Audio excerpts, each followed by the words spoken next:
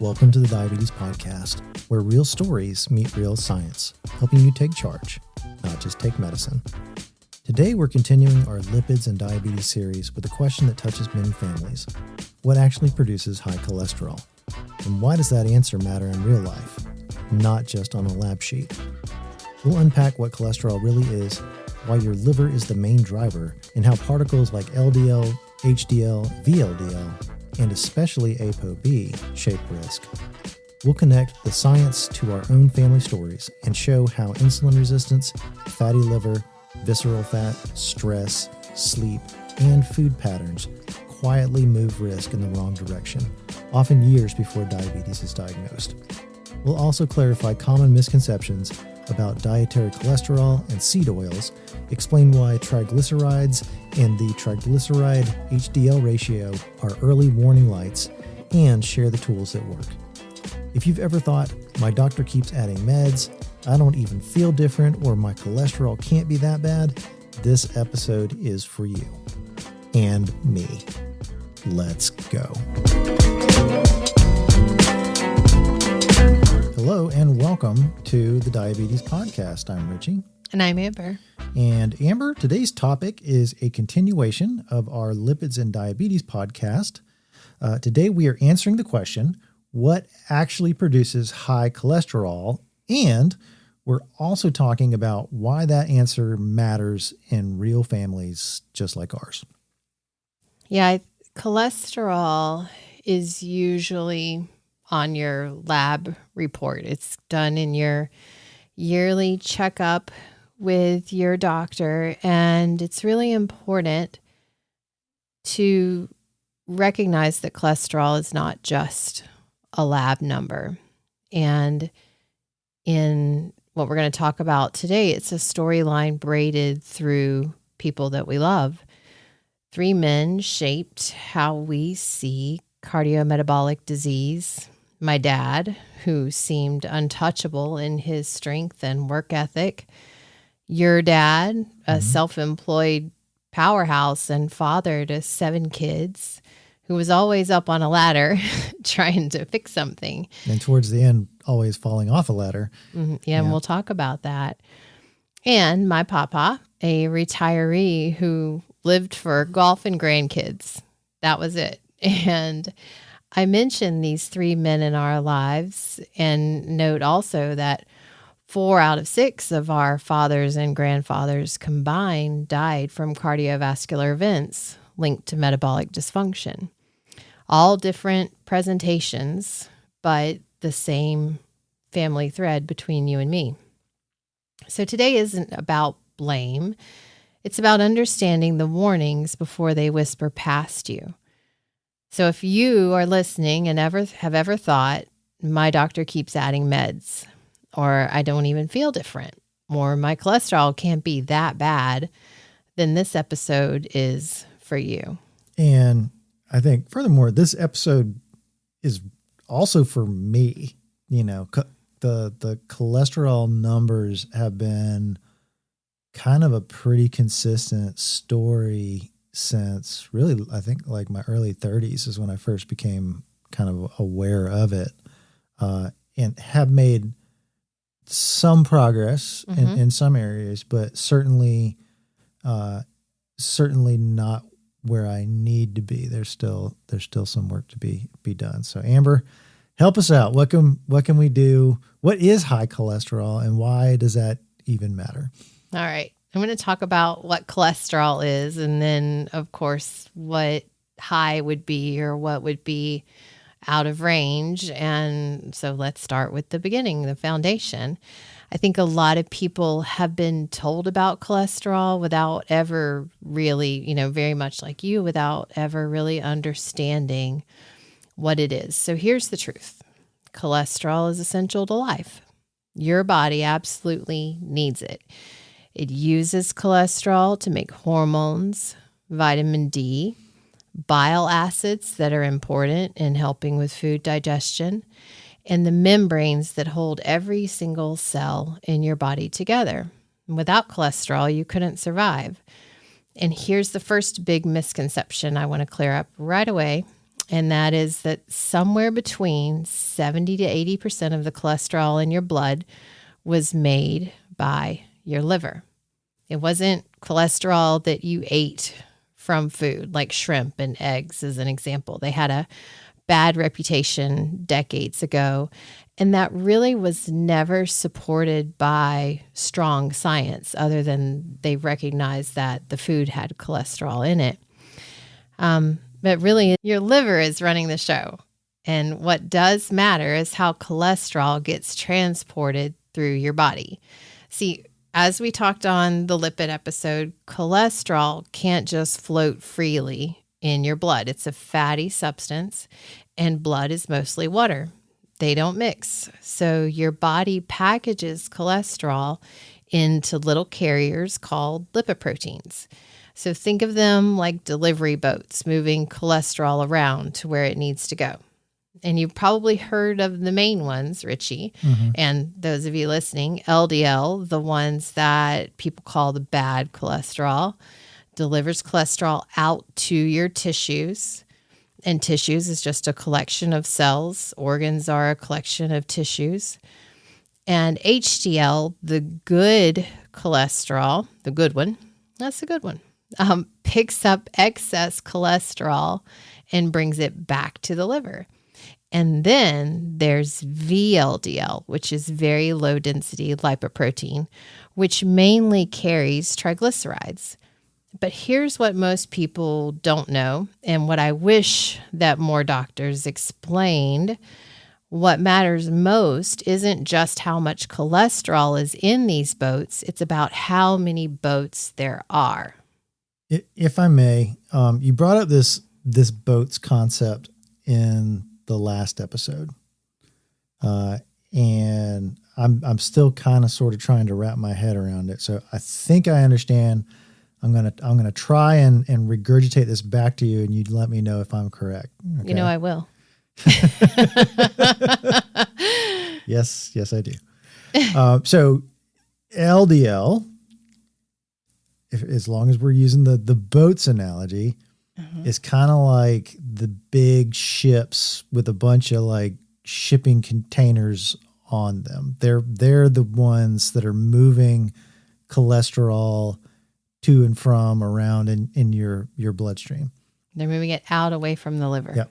And just like big ships, every once in a while we get a drunk captain at the helm with Exxon and Valdez or something like that. One of these ships that's moving materials has an accident, and there's some spillage that doesn't necessarily get to where it's supposed to get. And the HDL would then be kind of like the Coast Guard, kind of going around after these big ships and helping clean up when there's somebody falls overboard or when stuff's going amiss. These are the guys kind of patrolling and making sure that the big ships are getting where they need to be and not having accidents and stuff. And VLDL is probably like those cigarette boats full of cocaine in the Caribbean. Running around, just a bunch of energy on a very fast boat. Is that somewhere in the ballpark, or if that works for you, okay. I will say it's somewhere in the ballpark. Okay. That's a good. Right. But I think it's important to also understand where ApoB comes in, because every single one of those potentially harmful delivery boats, which is every LDL particle, every VLDL particle, has exactly one ApoB molecule on its surface. Okay. Just one. So if you count up all the ApoB in your blood, you're counting up all the particles that could potentially get stuck in your artery walls and cause damage. So more ApoB means more particles, and more particles means more opportunities for trouble. More total boats in an area, the more likelihood that we're going to have some kind of accident, some shipping mishap. Yes, I think that analogy works well. Mm-hmm. And this isn't fringe science or some controversial new theory. This is well established. The science is very clear on this. It's just not talked about enough. Okay, so it's not LDL by itself is not the whole, like you really kind of need a total picture. Mm-hmm. You almost kind of need to see that ApoB number. Yeah, to you really remember know what's the going on. ApoB from the story before. Yeah, LDL is only part of the story, but if your doctor isn't measuring ApoB, which they most likely are not, some do, but if they at least should be looking at the ratio between your triglycerides and your good cholesterol, your HDL. Because if they're not, they could really be missing the big picture of what the cholesterol is doing. So let's answer the question directly about what actually produces high cholesterol. Yeah, I want to be really clear about this because I think a lot of people are still stuck in old science back decades ago when it comes to understanding this. And the biggest drivers of cholesterol are metabolic processes in your body, not dietary cholesterol intake. And the single most important factor is insulin resistance. Can you say that one more time? Yes, I can. The single most important factor to high cholesterol is insulin resistance. I don't think that's common knowledge. I certainly have never, no one's ever said that in any number of times that they've said that my my cholesterol numbers maybe are not where they need to be. Nobody's talked about insulin resistance as a function of that. Yeah. Yeah. And so the reason for this, well, not the reason that the conversations aren't being had, I'm not entirely sure why that is true, but when your cells stop responding properly to insulin, everything starts to shift. And we talked about this on our 12 core defects of type 2. Of a big player in all of that was insulin resistance and how that comes to be because everything starts to shift. And the fact that your liver starts accumulating more fat and starts pumping out more of these tightly bound VLDL particles, your triglycerides go up at the same time. And the LDL particles become smaller and denser and more dangerous. And we're going to talk about why in a minute. But also part of that, your HDL drops, the ApoB goes up because there's just more total boats. And this whole pattern has a name, and it is atherogenic dyslipidemia. Can you spell that? ATHEROGENIC. That's atherogenic. DYS is like, think of dysfunction. Lipidemia, LIPID, that's fat, lipid. Emia is in your blood, EMIA. So here's what's really important to understand beyond the spelling of that is that this pattern often shows up, as many things do, years before anyone gets diagnosed with diabetes. Years. I think that's worth repeating. And it's one of the earliest warning signs, and it's frequently missed. And then after insulin resistance, the next biggest factor is liver fat, which is also a part of insulin resistance. So what doctors would call non-alcoholic fatty liver disease. So when your liver gets fatty, it fundamentally changes how it packages and sends out lipoproteins. It's not just doing more of the same thing, it's doing something different, something more harmful. And that's also plays into visceral fat and why visceral fat matters. So that's the fat stored around your organs, the stuff that gives you more of that apple versus the pear body shape. That fat isn't just sitting there. We've talked about that in the last episode we did, that it's hormonally active fat. It's pumping out these inflammatory signals and making everything worse. And ultra-processed foods are another major driver. especially when you're combining refined carbohydrates with industrial fats. Can you explain industrial fats? Because I think that's a new term.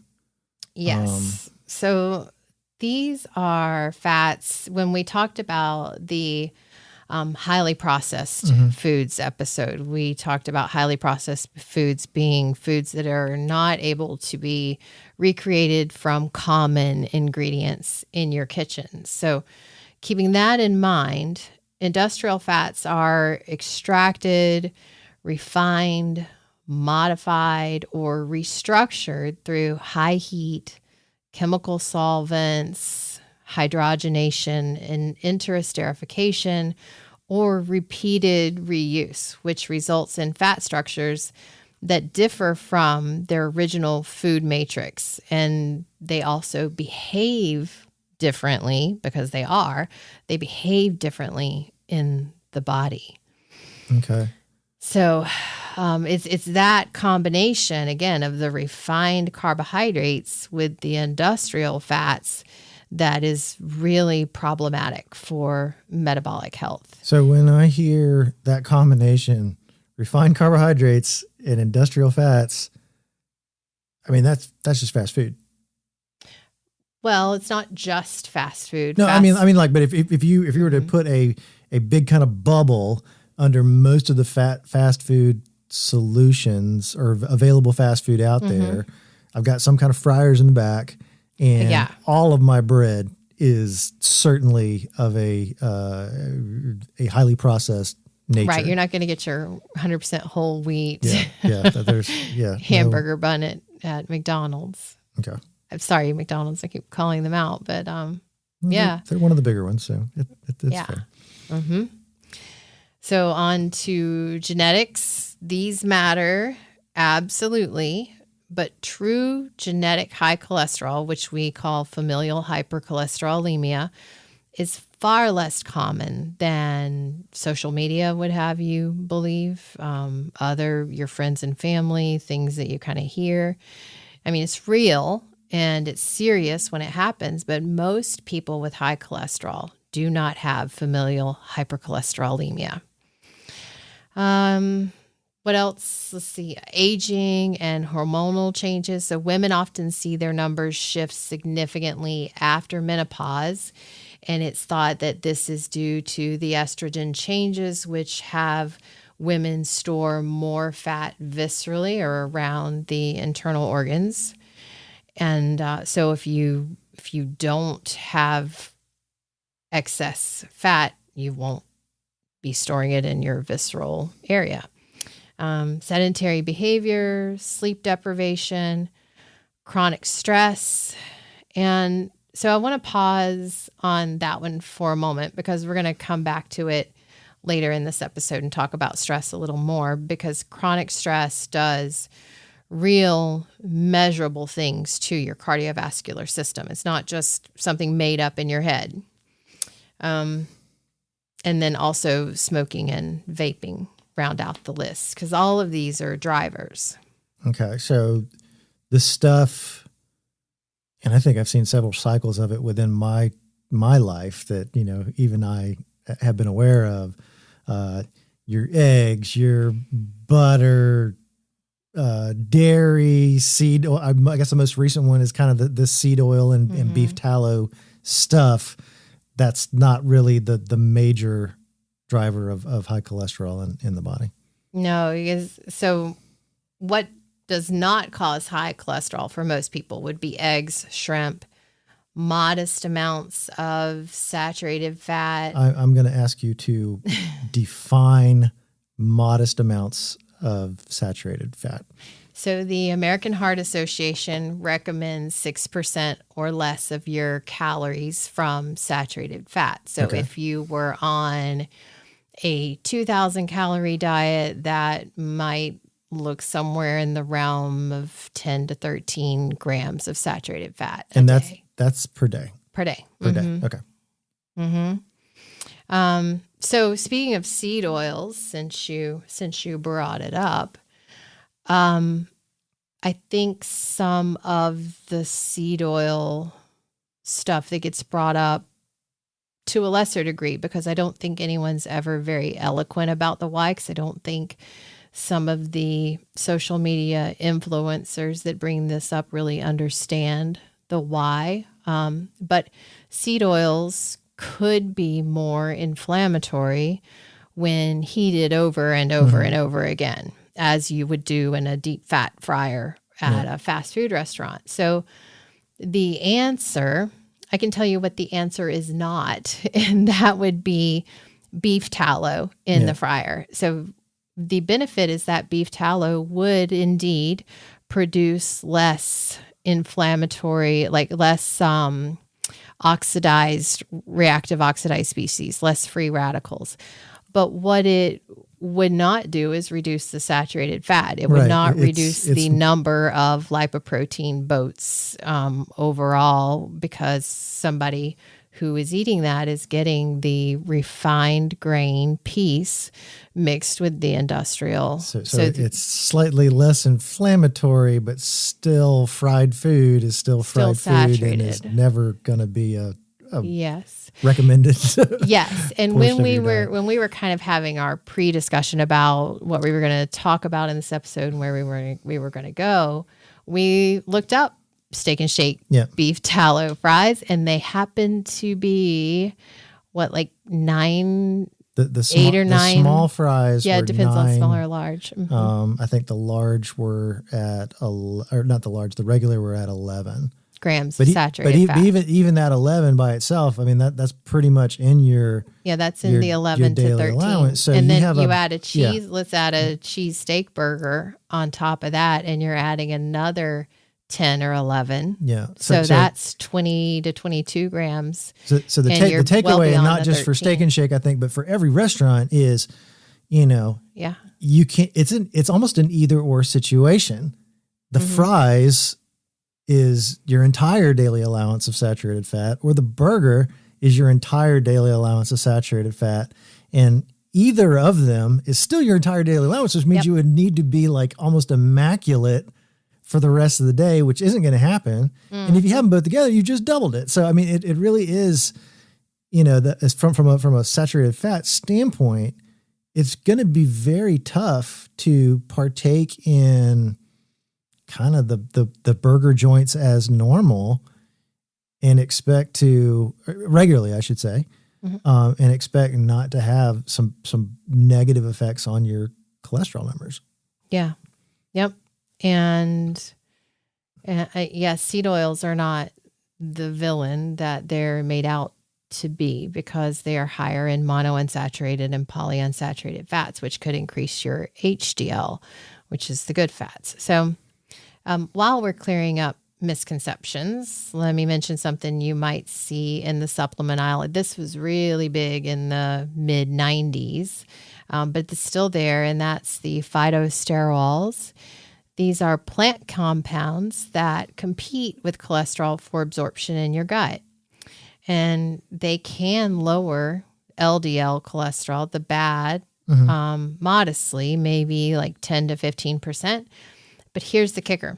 You would need 2 to 3 grams a day, which is nearly impossible from whole foods alone. And where you would see these in the past, and sometimes still now, would be the sterol enriched margarines and supplements like orange juice, some sterol enriched orange juice or margarines. And they work modestly, but they've largely been replaced by medications that do the same thing more effectively. So if you have mildly elevated LDL and can't tolerate other options, phytosterols are reasonable. And let me tell you why it is that plant phytosterols just can't do it. And that's because you would need like 10 plus servings of nuts a day. You would need like 100 servings of certain vegetables a day, like just really unsustainable amounts to get even to just the 2 grams. So we like to talk about things that we can add to your diet. These are maybe helpful, but certainly are not enough to displace some of the more harmful choices I can Exactly. make that are going to negatively affect my Yeah. cholesterol. And if you're at high risk, like if you have diabetes or if you've had a cardiac event, relying on plant sterols instead of proven medications, it's just not the right move. I can't recommend that for sure. So here's another thing that almost nobody gets taught, and I think it's one of the most important things to understand about cholesterol, and it is that a fatty liver doesn't just raise your cholesterol, it changes, and I mentioned this a little earlier, but we're going to go it again. It changes your cholesterol into a more dangerous form, and I want to walk through what happens. So when your liver starts accumulating fat, it goes into overdrive, producing these VLDL particles, those triglyceride carrying boats. So now you've got more VLDL than normal floating around in your bloodstream. So more cigarette cocaine boats. They're all over the place. There you go. Okay. And those VLDL particles start swapping cargo with your LDL particles. So now, according to your analogy, there's drugs on the boat now in illegal Cuban cigars, I guess. Your LDL ends up carrying more triglycerides than it should. So my container ships are overstacked. Okay. I think the analogy works. I really do. You're better at this than me. So, okay. So then enzymes, this is why I keep you around. So then enzymes come along and trim those particles down, and what you end up with is a small, dense LDL particle. And that matters because small, dense LDL is more dangerous in almost every single way. It penetrates into your artery walls more easily. It's small enough to slip through gaps that larger particles can't get through. And once it's there, it oxidizes more easily, which triggers inflammation. It causes more damage because it stays in circulation longer because your liver has a harder time clearing it. And meanwhile, that same process is happening to your HDL, but in the opposite direction. So your HDL particles are becoming dysfunctional. So my American Coast Guard is now the Somali Coast Guard. Sorry, Somalia, take care of your piracy problem. Sure, they're dysfunctional. They're not just low in number, they're actually worse at doing their job. The Somali Coast Guard. I knew you were going to say that. So they're supposed to be the cleanup crew, picking up excess cholesterol. These are the parents picking up the Legos off the floor so people don't step on them. But now they can't do it as effectively. I think of my sweet friend Bethany, who's caring for a baby, but she had surgery and she's got a crutch, and she can't be as effective at doing all of the diaper changes and all of the things that need to be done. So let's add this up. You've got more particles overall, higher ApoB. The particles you have are more dangerous, and your cleanup system isn't working properly. And while this chaos in the Caribbean is occurring, from a sensory standpoint, you can't really feel any of this happening. No, you've got this little Somali pirate war going on in your body, and you have no idea. You're completely clueless. And this is why cholesterol risk is silent. This is why people are blindsided. This is why my dad said to me one time, I don't feel any different, for years while this process was quietly happening inside his arteries. And speaking of my dad, when you add diabetes to the picture, as my dad had diabetes and heart disease, everything I just described gets worse, because diabetes doesn't just raise cholesterol, it changes the way that cholesterol behaves in your body. So in diabetes, your LDL particles oxidize faster. the lining of your blood vessels, that's what we call the endothelium, stops functioning the way that it should. And blood flow through your small vessels starts to decline, and your nerves receive less oxygen. Your kidneys and your retinas, it's your eye, receive less oxygen. And this is why the American Diabetes Association classifies diabetes as a coronary heart disease equivalent. So having diabetes puts you in the same risk category as someone who's already had a heart attack. Say that one more time. Yeah. So we've talked before about how people who have diabetes are at about 4 times greater risk of heart disease. And so the American Diabetes Association calls diabetes a coronary heart disease equivalent, because whatever risk stratification you're in, having had a heart attack, diabetes puts you right there. And a lot of people who have had a heart attack are told at that same time that they also have type 2 diabetes.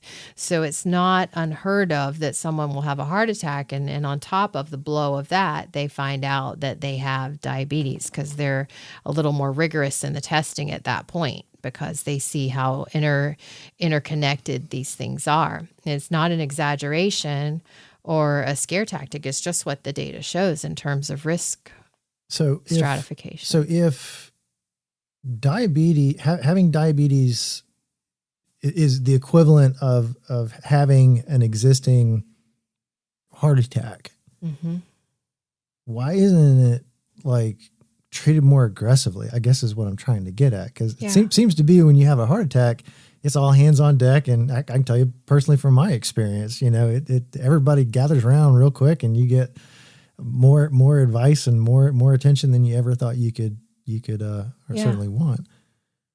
Yeah. And I think if you come in with, when you had an acute viral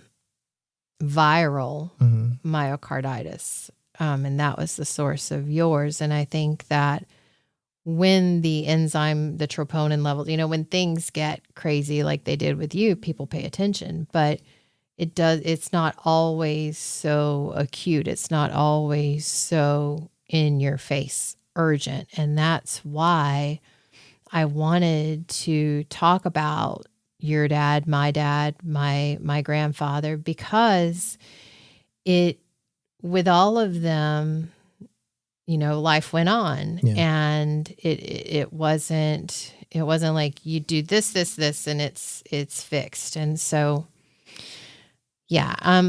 let's talk about my dad for a minute. Okay. So we didn't have that kind of like, let's have a heart-to-heart talk all the time, but I still tried to talk with him about food, and I'd nudge him toward fewer gallons of whole milk. And yes, I say gallons because he would have about a gallon of whole milk a day. It wasn't unheard of for him to drink a Mountain Dew or 2 a day, but he'd humor me and his wife, Mary, especially later when he started eating more salads and vegetables. But I couldn't really pin down exactly what he was eating. He was kind of like an opportunistic eater, like you show up at someone's house. It was always very social and eat whatever fried chicken and potato salad and whatever was there, But what I could see towards the last, I would say like 1.5 to 2 years of his life, where his body really significantly changing. Like this man who once looked like he could lift a tractor. And anecdotally punched out a horse. I don't recommend anyone do that. He morphed into this what we describe as thin outside, fat inside, this tofu. Yeah. His arms, like his abdomen stayed the same, but his arms and legs really showed some muscle wasting, especially during that last year. And I noticed the slowed gait, the fatigue, and was shocked when I saw a heel ulcer that popped up, just days before he died of heart failure in the setting of diabetes. And he was on medications to help with his blood sugar. He was on metformin and Farxiga. And he still insisted he didn't feel different, which is crazy. And that's really the deceptive part, that the damage was accumulating, whether I talked to him every day or every couple of months. Just because it's silent doesn't mean that it's harmless, which brings me into talking about triglycerides for a minute. So this is another thing that I think people completely misunderstand and think that having high triglycerides come from eating fat. They think they really don't matter. It's LDL. That's the number to pay attention to. Often people think that triglyceride level is just kind of random, and none of that is really true. Triglycerides are actually one of the earliest warning signs of insulin resistance and of a fatty liver, or for fat in the liver. And when your triglycerides are high, your body is telling you something is wrong metabolically, often years before blood sugar becomes a problem. And high triglycerides don't just sit there being harmless, they worsen your LDL particle quality, creating more of those small, dense particles that I talked about. They raise your ApoB, they lower your HDL, and they accelerate the whole process of atherosclerosis, which is the disease process of the hardening of the arteries, which brings me to your dad, Richie.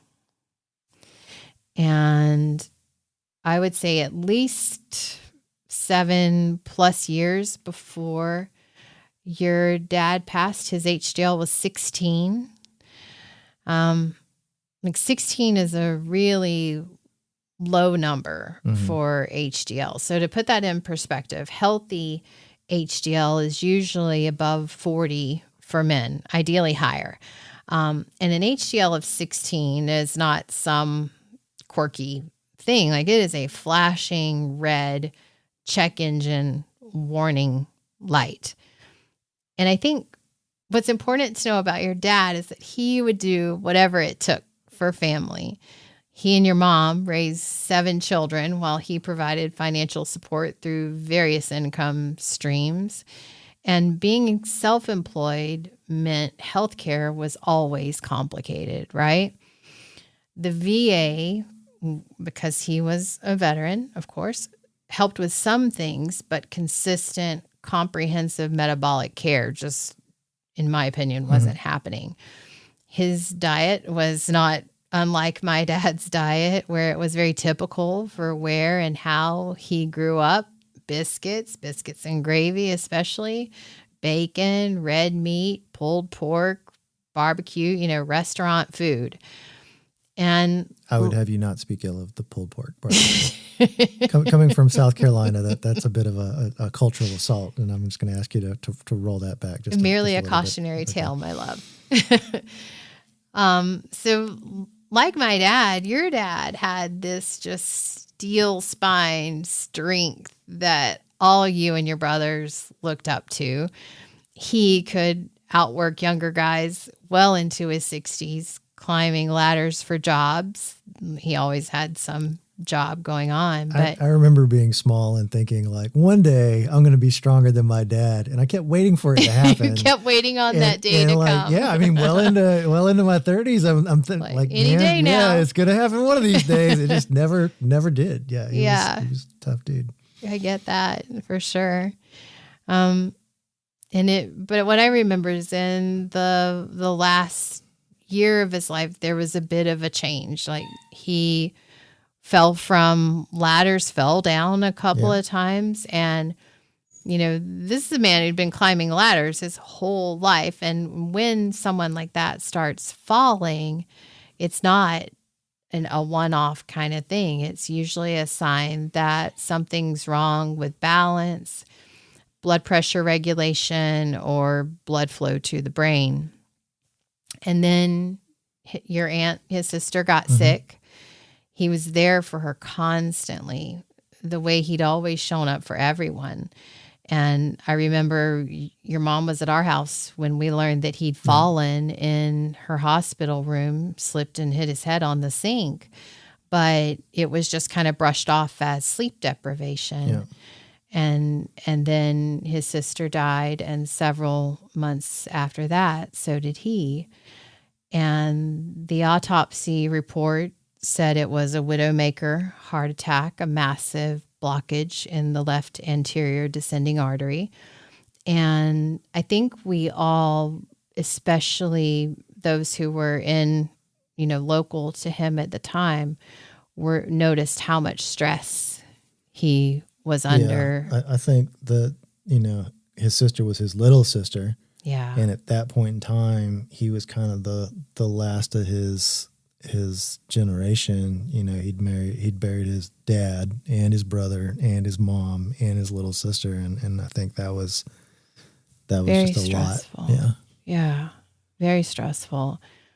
And so I think it's easy to say it was the stress that killed him, even though you've got this autopsy that's showing a widowmaker heart attack. But I think the stress cannot be discounted, because chronic stress does real measurable damage. The cortisol and adrenaline can raise blood pressure, increased heart rate, and the problem with that is it makes blood more likely to clot. Mm-hmm. And chronic stress accelerates atherosclerosis. And acute stress, like losing a sibling after months of caregiving, which he did, can be the trigger that turns stable plaque into unstable plaque. Mm-hmm. So was it stress? Yeah, probably in part, but stress did its damage on top of years of metabolic disease that had never been adequately addressed. That HDL of 16 kind of was pretty stable across time for what I can remember.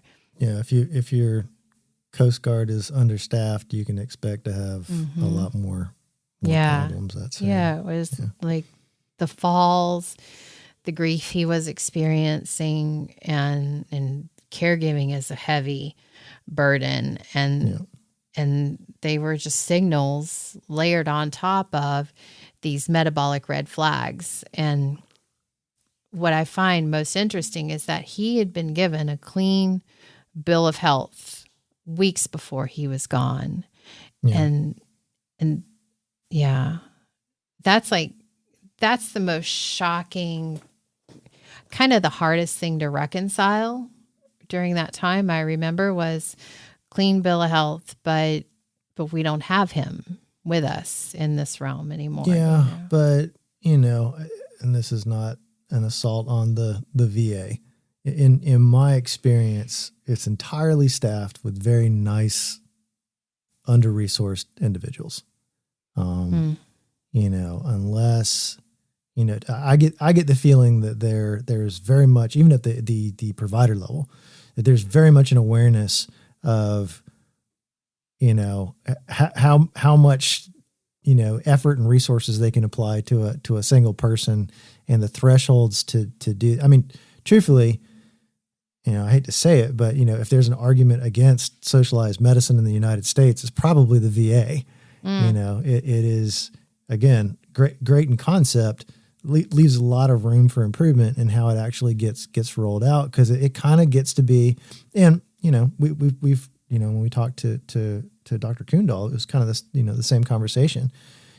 So in Canada, we haven't. It's a triage, right? It's a who's the person that it needs the most attention right now, and that's kind of who gets the attention. And if you're not bleeding neck, and his numbers were at least consistent, so if they're not going up or down, then to me, I'm not a medical expert certainly, but to me, that doesn't seem like it's that urgent, and I think that's kind of how it was treated.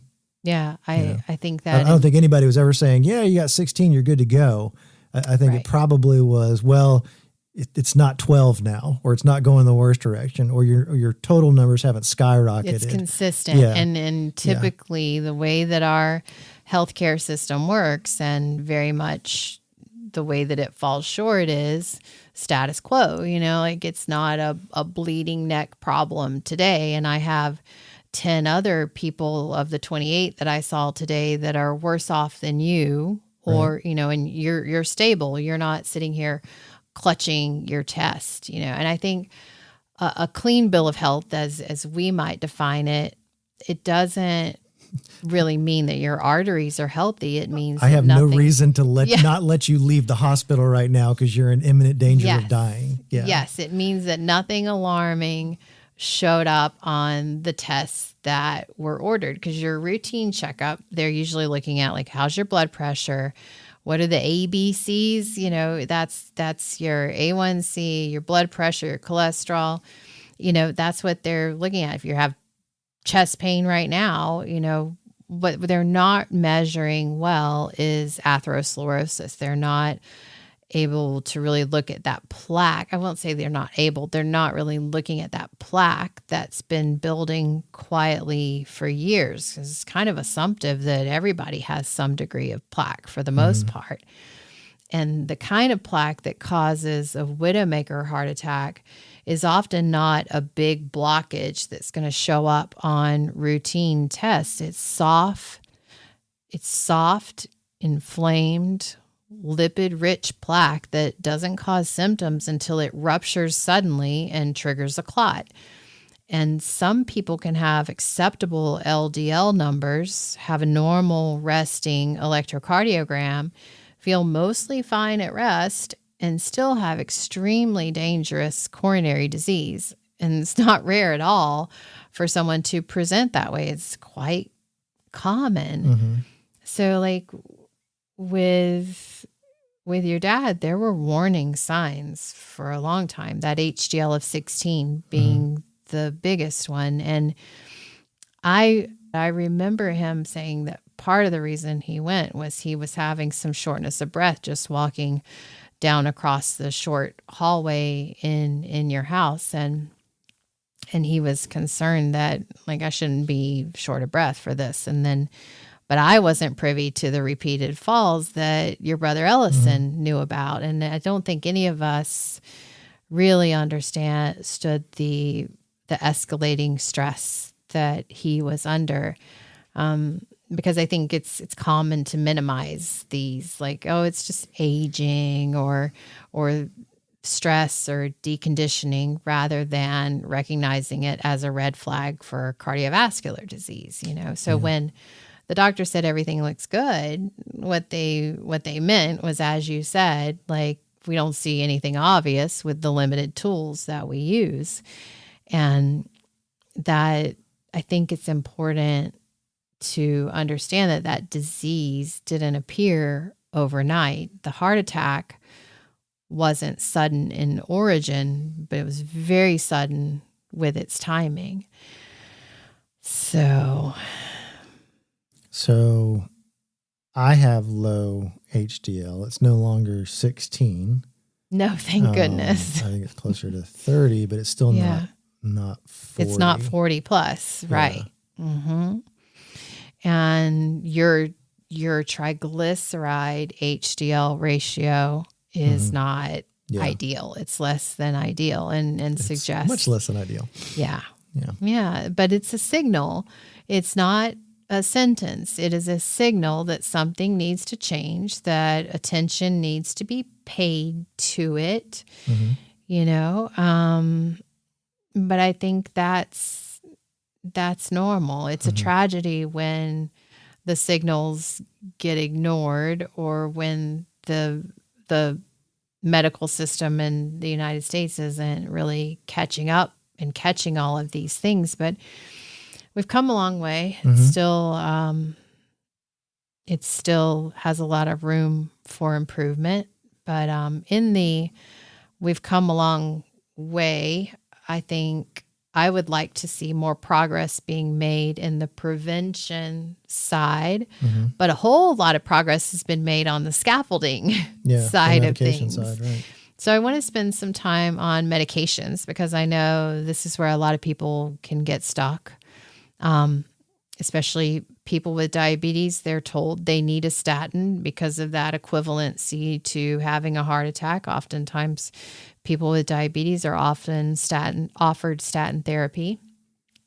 And they're scared about this, mostly because they've tried one and had side effects, or they've read things, so very much because they've read things online and are really hesitant to do this. So a brief little context history of the statins. So they came on the scene in statins. These were the game changers. This was the first time when statins came out that actually showed a survival benefit. So for the first time ever, drugs before were like lowering LDL or raising HDL, but these were the ones that actually showed survival benefit, that people who took them lived longer, they had fewer heart attacks, fewer strokes, fewer deaths. So not pharmaceutical marketing, that is decades of clinical trials with that. And thankfully, statins are not the only tool we have. If you can't tolerate a statin, it doesn't mean that you're out of options. There's ezetimibe, which is also known as Zetia, blocks cholesterol absorption in your gut, and that's what replaced the phytosterols as the go-to for that mechanism. Then you have the PCSK9 inhibitors, which are injectable medications that can dramatically lower LDL in people who need more aggressive treatment. And then there's inclisiran, which only needs to be given twice a year. Like you've got kind of this loading period, but then you only need it twice a year. It's really an incredible class of medications as well. And then you have bempedoic acid. It works through a different pathway than statins and doesn't cause the same muscle issues. And those muscle issues are? Those are usually like people saying that the statins made their legs ache, made them weak. Some people even say they feel like they aged 10 years. So there's big reasons why people would be hesitant if they're having those symptoms, because these statin-related muscle symptoms are real.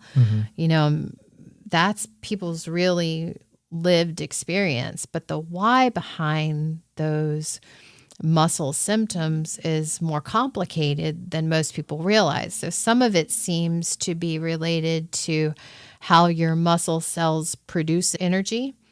Some people have genetic differences that affect how they process statins, making them more susceptible to those muscle pains. It's not one simple thing. And so you probably also heard about CoQ10. The theory floating around is that statins lower CoQ10 levels, and that's what causes muscle problems.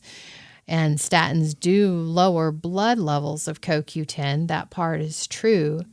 But studies looking at CoQ10 levels inside muscle tissue haven't found consistent drops. And clinical trials of CoQ10 supplementation for statin-related muscle pain have shown mixed results. Some people feel better. A lot of people don't notice any difference at all. So CoQ10 isn't rejected because doctors are biased against supplements or anything like that. It just doesn't reliably work in studies. That said, it's safe, and some people genuinely feel better taking it. So if you were to buy it from a supplement company that has this testing from an independent source and verifies that what's in it is actually what they say is in it is actually in it, that's fine. But if you're having muscle symptoms on a statin, there are other approaches that work more consistently. You could try switching to a different statin. They're not all the same, and some people tolerate certain ones much better. You could try a lower dose. You can try taking your statin every other day. And now all of this is, of course, with your physician permission and physician approval. You can combine a low dose with ezetimibe to get better LDL lowering with less statin exposure.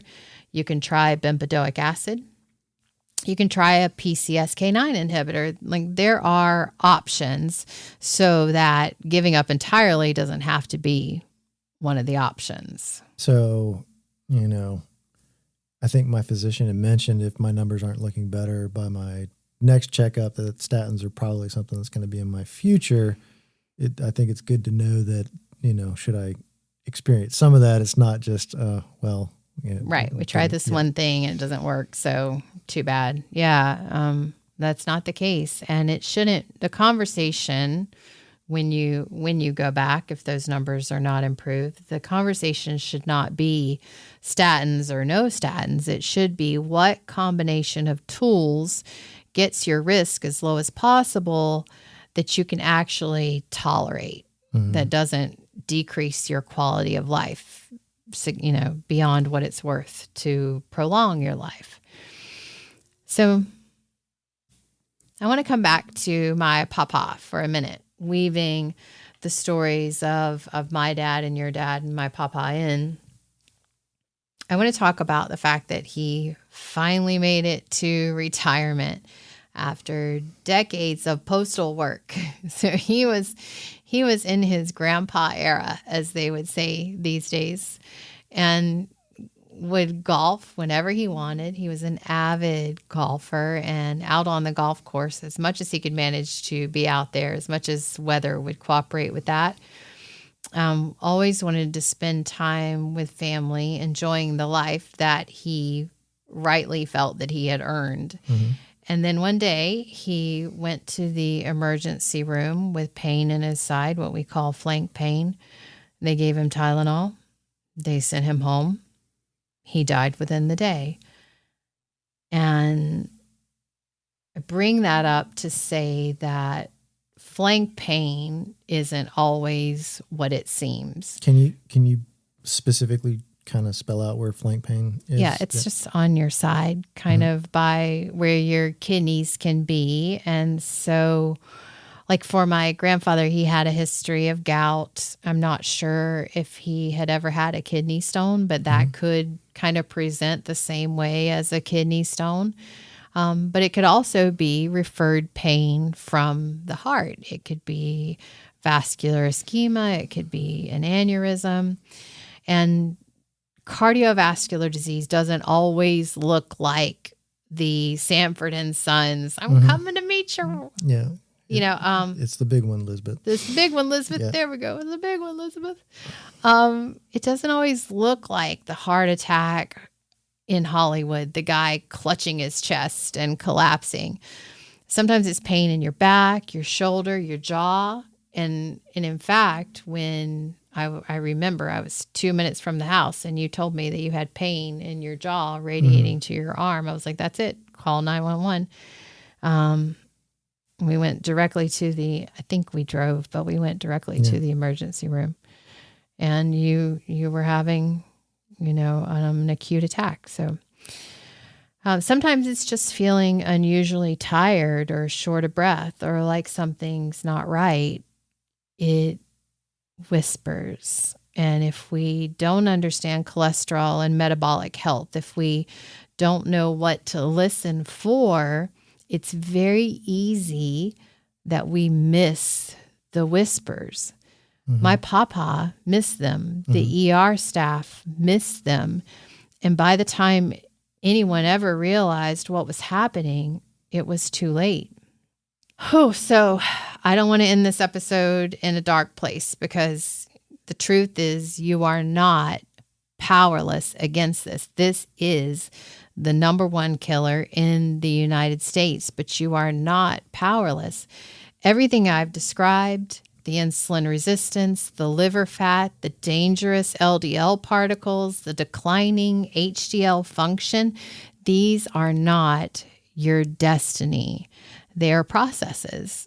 And processes, even though changing of processes for me can be a little hard, processes can be changed.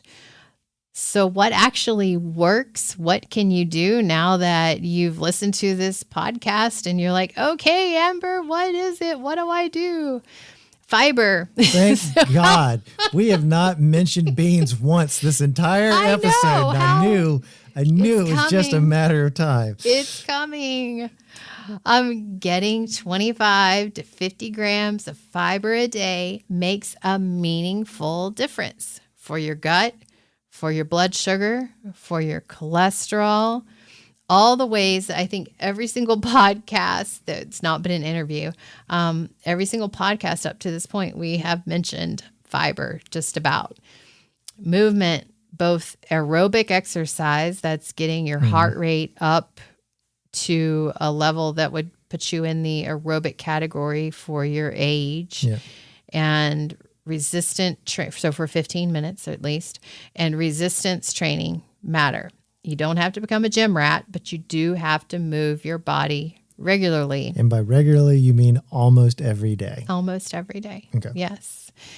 Weight loss when appropriate, especially when you might recognize, or somebody else that's not afraid to tell you the truth, recognizes there's visceral fat. If you notice you're storing more fat around your midsection and your liver, if you have extra to lose there, lose it. Easier said than done, right? Simple, but not easy. Mm-hmm. Reducing ultra-processed foods, not perfection, not obsession. Those people exist. And I'm not talking about that. I'm talking about eating more real food and less manufactured stuff. Improving your sleep. Improving your sleep helps? Yes, absolutely. Because of those stress hormones, cortisol, all of those things, improving your sleep helps. Studies show that one night of bad sleep, you've got increased blood sugar levels the entire next day, and increased insulin resistance. Managing your stress, and I mean that seriously, not as a throwaway line. Like we talked about what stress did to your dad. Chronic stress is a real cardiovascular risk factor. Finding ways to manage it isn't optional self-care. It is the medicine that you need. It is what you really must do to take care of yourself. And taking medications when they're needed. Medications are not failure. They are tools. They are the scaffolding that are needed to build the foundation underneath. They work alongside everything else. You can't, where I think the United States especially gets this wrong, is they take the medication, they start the scaffolding and say, oh, the building's fine.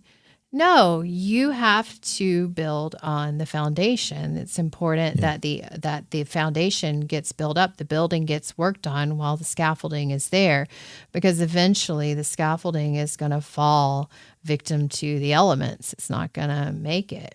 So it's not lifestyle versus medication. It really is both. If it needs to be both, it's both. I mean, if you can do all of this through lifestyle on its own. I guess what I'm saying is if you're already in a place where you have elevated, where your cholesterol is high, your HDL is low, your LDL is high, all of the stuff that we've been talking about. High, your waist to hip ratio is not there's in a chance that alignment. your lifestyle for many years, whether intentional or not, has been contributing to this. And the medication can absolutely help, but will never substitute for modifying the lifestyle to one that is not going to continue to raise your cholesterol. Okay. Yep. And the fact that your family history, that we've talked about this a lot today, and talking about the creation of this podcast and what these numbers mean, that you're willing to take action nutritionally now. And if it is still warranted when you go for your checkup, that's what changes the outcome. Yeah. My granddad didn't have that full information. They had pieces of it. They had parts of it. It wasn't that they were completely unknowing to it, but they didn't have that full picture. And you do. Yeah. And And I think furthermore, the more I think about it, we talked a lot about, obviously we talked a lot about A1C on, on previous episodes. This perpetually high cholesterol is kind of like having a high A1C, right? Nothing I'm going to do this week is going to meaningfully raise or lower my cholesterol, just like nothing I'm going to do this week is going to meaningfully raise or lower my A1C. These things are kind of like long-term trends. And I know if I have a consistently high A1C, that I'm doing damage to my kidneys, I'm doing damage to my peripheral nervous system and vascular system. Is it safe to say, with perpetual high cholesterol, that I'm doing perpetual damage to my vascular system? Mm-hmm.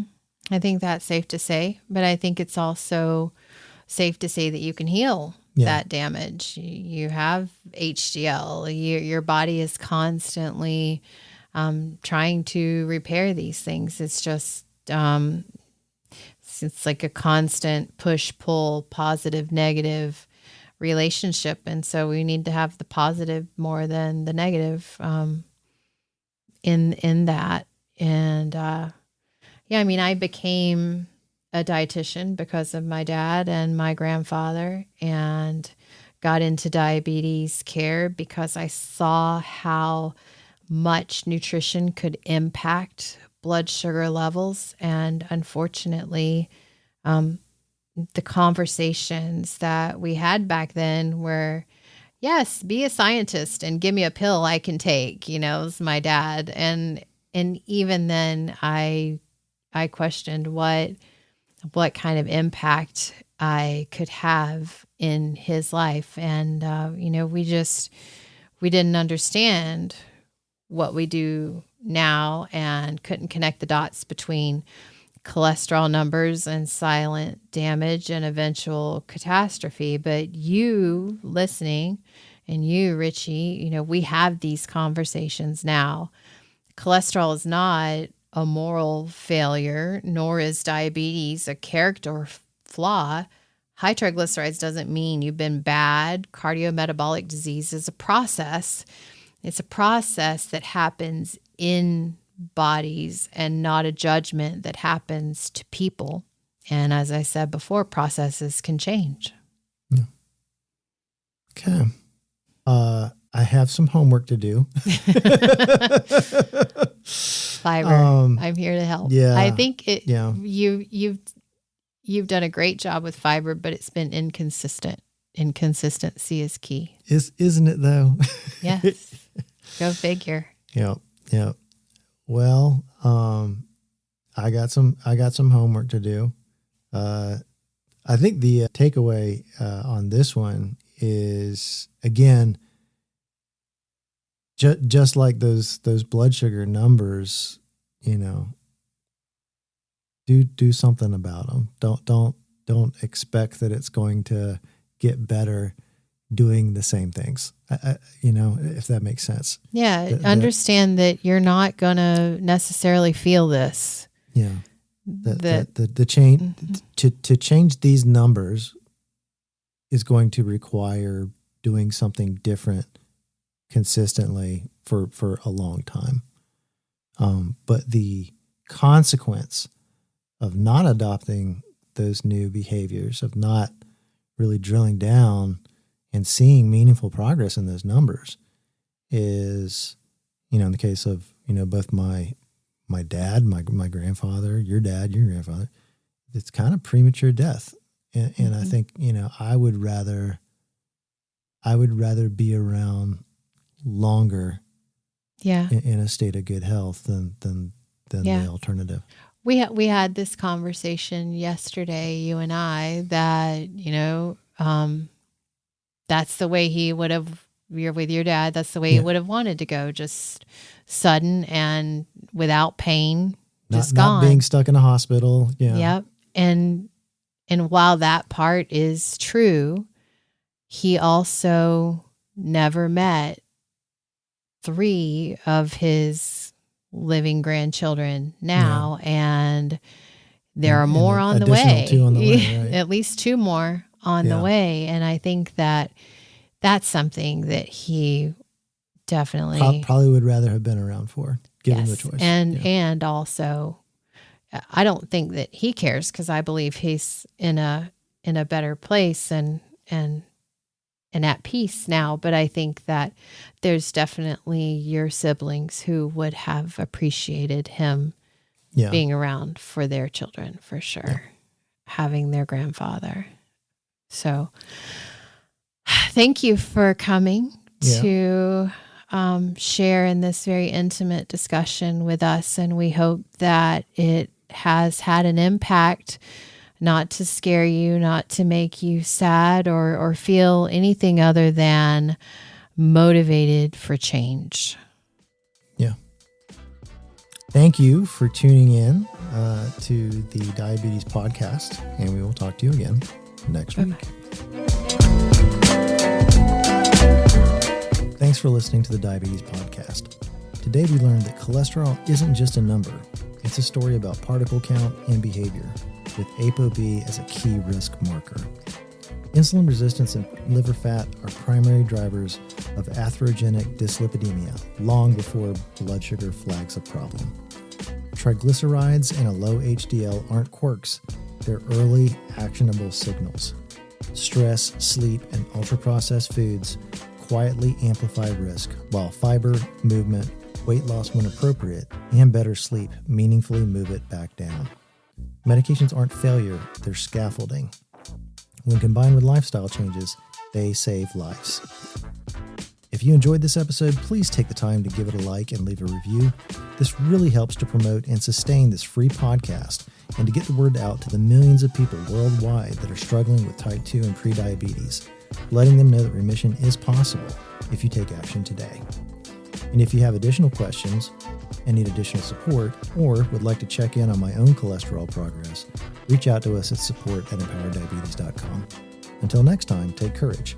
You can do this, and we can help.